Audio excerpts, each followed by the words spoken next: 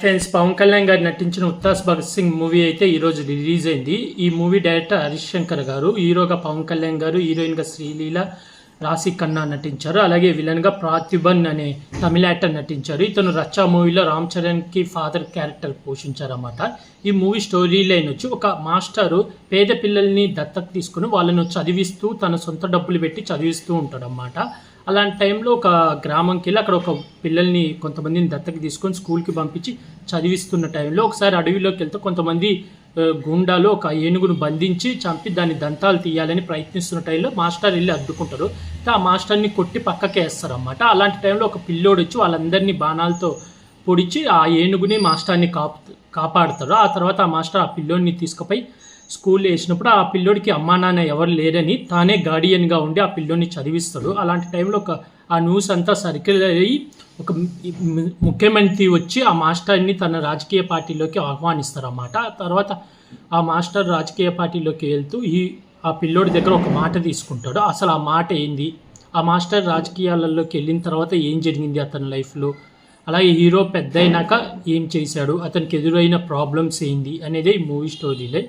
Movie ఎలా ఉందంటే main Pawan Kalyan ఫ్యాన్స్కి అయితే ఈ మూవీ చాలా బాగా నచ్చుతుంది. నార్మల్ ఆడియన్స్కి యావరేజ్ అనిపిస్తుంది.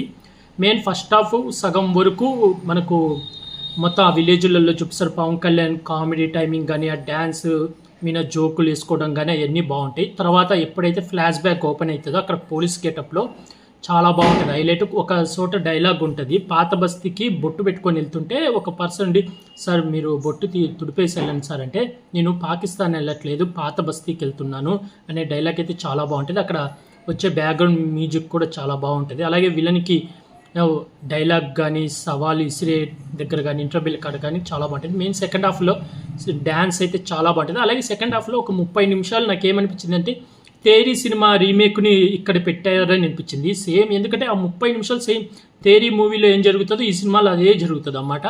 ఆ రీమేక్ కాదన్నారు కానీ ఆ 30 నిమిషాలు రీమేక్ పెట్టినట్టు అనిపించింది. ఓవరాల్గా అయితే ఈ మూవీకి మెయిన్ ప్లస్ వచ్చి పవన్ కళ్యాణ్ గారు డ్యాన్స్ కానీ చాలా బాగా చేశారు. అలాగే కామెడీ చేయడానికి ట్రై చేశారు. ఈసారి యాక్టింగ్ కూడా చాలా బాగా చేశారన్నమాట. ఇదైతే నాకు బాగా నచ్చింది. శ్రీలీలకి అయితే ఇంపార్టెంట్ క్యారెక్టరే ఉంది. రాశి ఖన్నా గారికి అంత ఇంపార్టెంట్ ఏం లేదు, జస్ట్ ఏదో ఒక సాంగ్ కోసం ఉండాలి అన్నట్టు ఉన్నారన్నమాట. రాశి ఖన్నా గారికి అయితే అంత ఎక్కువ స్కోప్ లేదన్నమాట. ఏదో ఒక సాంగ్ కోసం హీరోయిన్ ఉండాలని చెప్పి ఉంచినట్టు అనిపించింది. అలాగే విలన్గా ప్రతిభన్ గారికి చాలా ఇంపార్టెంట్ రోల్, చాలా పెద్ద రోలే ఉంది. కానీ ఇంకా బాగా చూపించుంటే బాగుండి అనిపించింది అన్నమాట. విలనిజము అంత ఎక్కువగా యూజ్ చేయలేదు అనిపించింది. అలాగే బ్యాక్గ్రౌండ్ స్కోర్ అయితే తమన్ గారు చాలా బాగా ఇచ్చారు. మెయిన్ ఇంటర్వెల్కి ముందు అదే పాత బస్తీలో వచ్చే బ్యాక్గ్రౌండ్ బీజిఎం అయితే చాలా హైలైట్ అన్నమాట. మెయిన్ ఈ మూవీకి హైలైటే ఆ బీజిఎం అన్నమాట. తమన్ గారు చాలా బాగా ఇచ్చారు. దేవిశ్రీ ప్రసాద్ గారు సాంగ్స్ అయితే చాలా బాగున్నాయి. మెయిన్ పవన్ కళ్యాణ్ డ్యాన్స్ అయితే చాలా బాగుంది. ఆ దేకులేంగే సాలా అనే సాంగ్లో డ్యాన్స్ అయితే చాలా బాగా వేశారన్నమాట. పవన్ కళ్యాణ్ చాలా ఎనర్జిక్గా చాలా బాగా వేశారు. స్టోరీ వైజ్గా వచ్చి రొటీన్ స్టోరీయే. అలాగే ఈ మూవీలో ఒక విలన్ది ఒక డైలాగ్ చెప్తాడన్నమాట, నాకు నిన్ను చంపడం ఇంపార్టెంట్ కాదు, నిన్ను భయపెట్టడం ఇంపార్టెంట్ అని చెప్పి. అదైతే నాకు చాలా బాగా నచ్చింది. ఎందుకంటే ఈ సినిమాలో హీరోకి ఒక బుల్లెట్ కూడా తగలదన్నమాట. దానికి క్లారిఫికేషన్ ఇస్తూ విలన్తోనే ఒక డైలాగ్ పెట్టించారు. అదైతే బాగుంది. అలాగే ఈ మూవీలో ఖుషి అండ్ తొలి ప్రేమ సాంగ్ ఖుషిది ఒక సీన్ అయితే యూజ్ చేశారు. అదైతే చాలా బాగుంది, నాకైతే బాగా నచ్చింది.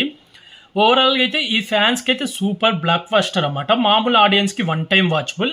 డైరెక్షన్ కూడా బాగుంది. కాకపోతే స్టోరీ వచ్చేసి రొటీన్ స్టోరీ, ఎప్పుడు చూసే స్టోరీ, కొంచెం డిఫరెంట్ స్టోరీ అయితే బాగుండు. అలాగే సెకండ్ హాఫ్ 30 నిమిషాలు నాకైతే తేరీ రీమేక్ అయితే అనిపించింది. ఎందుకంటే 30 నిమిషాలు సేమ్ తేరీ మూవీలో ఏం జరుగుతుందో అదే జరుగుతుంది అన్నమాట. తర్వాత మళ్ళీ వేరే రిలీజన్ అని చెప్పి వేరువేరుగా రన్ అవుతుంది స్టోరీ. అలాగే 2-3 పొలిటికల్ డైలాగ్స్ కూడా ఉన్నాయి, అది కామనే. ఓవరాల్గా అయితే ఈ మూవీ పవన్ కళ్యాణ్ గారి కోసం అయితే చూడొచ్చు.